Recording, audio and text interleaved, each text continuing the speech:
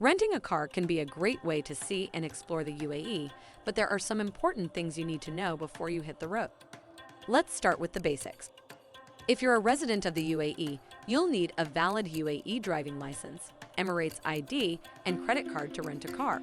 Some companies like eZhire let you rent with a debit card. If you already have a license from your home country, you'll need to convert it before driving. If you're a tourist, your rental requirements depend on where you are from. Most tourists can simply use their driving license from their home country to start driving, but there are some exceptions. On top of this, you'll need a valid passport and a UAE visa to rent a car. But that's not all. Car rental companies may have additional requirements like minimum age limits, a credit card, extra driver fees, or insurance proof. So, make sure to check with your rental company beforehand to avoid surprises.